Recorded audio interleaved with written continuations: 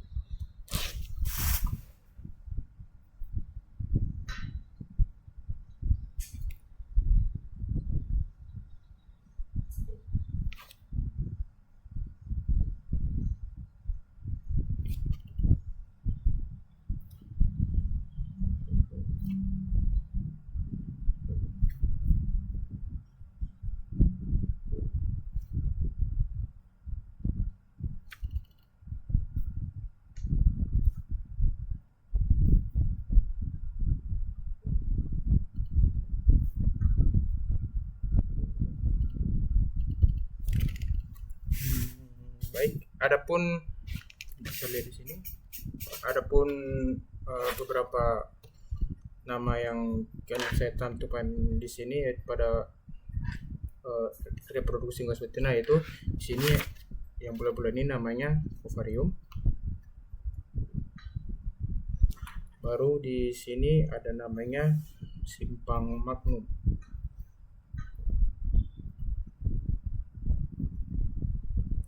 Terus selanjutnya di sini ada namanya isthmus.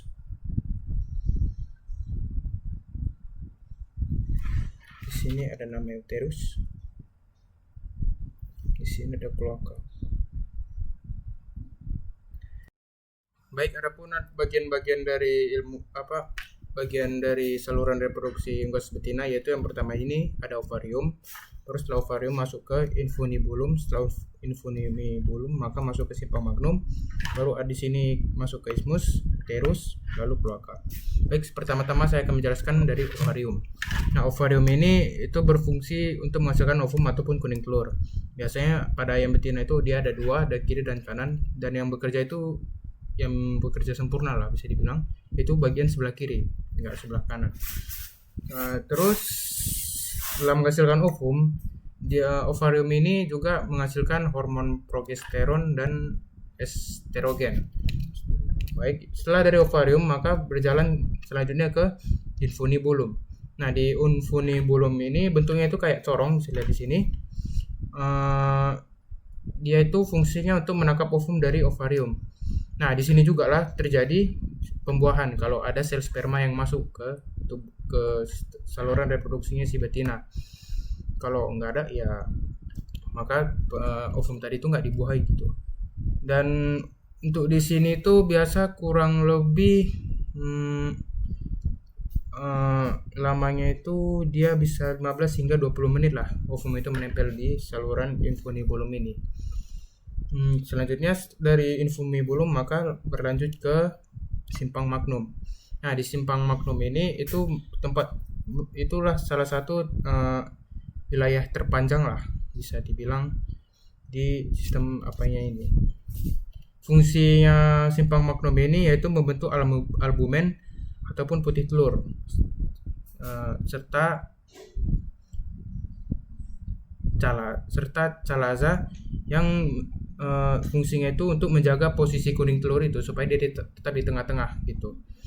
Dan prosesnya itu berlangsung sekitar 3 jam lah di telur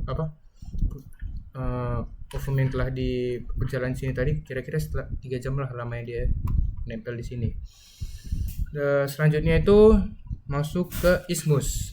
Nah, fungsi ismus ini yaitu membentuk membran kerabang bagian dalam dan luar telur.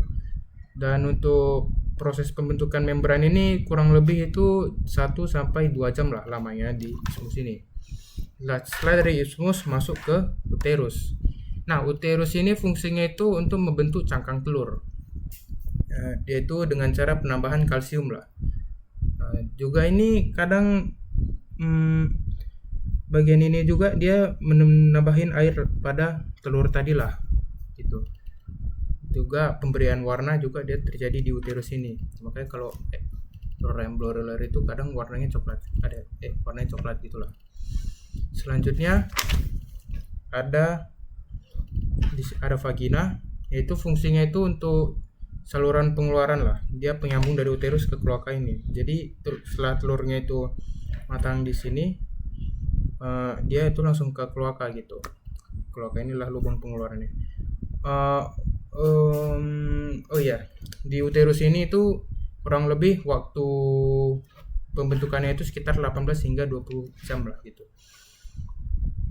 Baik, setelah itu saya akan menjelaskan tentang proses pembentukan telur pada unggas.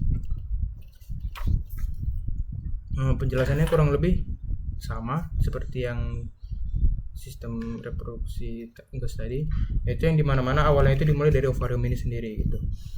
Ovarium ini itu seperti yang saya bilang tadi, dia itu membentuk ovum.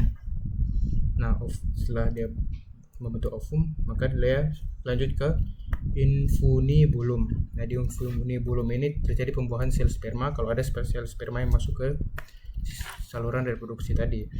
Nah, setelah infunibulum ini tadi, dia masuk ke simpang magnum.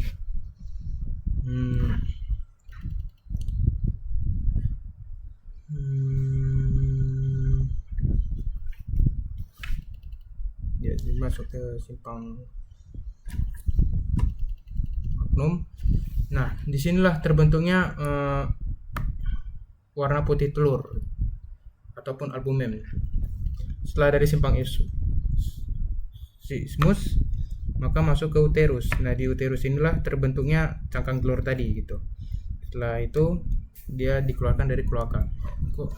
Kurang lebih pembentukan telur ini ada dalam rentang waktu itu 24 hingga 26 jam. Jadi untuk membentuk satu butir telur itu sekitaran 24 jam lah. Sekitar 1 hari lah gitu. Baik, kira-kira hanya ini yang bisa saya jelaskan. Terima kasih.